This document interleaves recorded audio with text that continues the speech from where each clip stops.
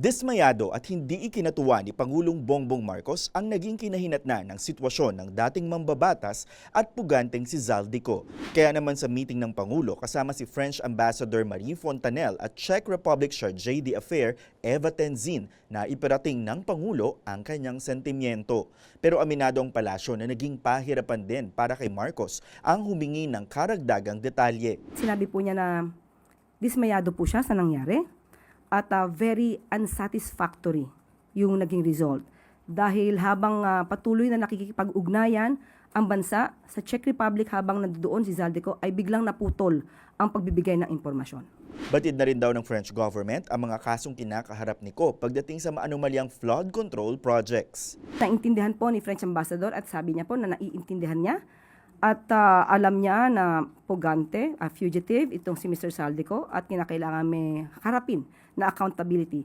But as far as she is concerned, sinabi po niya na wala siyang maibibigay na impormasyon hanggat hindi siya authorized. Ayon sa palasyo, hindi makakaapekto sa relasyon ng Manila, Paris at Prague ang kaso ni Ko. Bilateral relations ay hindi maaapektuhan at ibibigay ang anumang impormasyon basta naaayon ito sa kanilang batas. Tumatakbo na ang oras para maagapan ng Pilipinas ang asylum application ni Ko. Sa oras kasi na mabigyan ng Certificate of Asylum o gumulong na ang application process ng dating mambabatas ay maaaring mawalan ng visa ang Interpol Red Notice laban sa kanya. Sa ilalim ng Interpol rules, hindi maaaring iserve ang Red Notice kung ito ay politically, militarily, religiously o racially motivated o di kaya naman ay tumatarget sa isang refugee.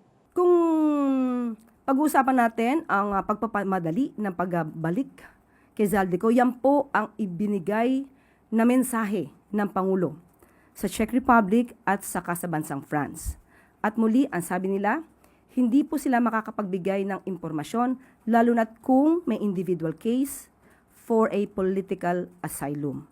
Karapatan ng sinumang individual ang humingi ng asylum sa ibang bansa kung siya ay biktima ng persekusyon sa ilalim ng Convention and Protocol on the Status of Refugees ng United Nations. Sa France, pinoproseso ang asylum application ng French government for the protection of refugees and stateless persons o OFPRA. Kailangang magparehistro sa lokal na otoridad, magsumite ng aplikasyon at sumailalim sa interviews. Dapat mapatunayan na may totoong panganib sa kanyang pagbabalik sa sariling bansa.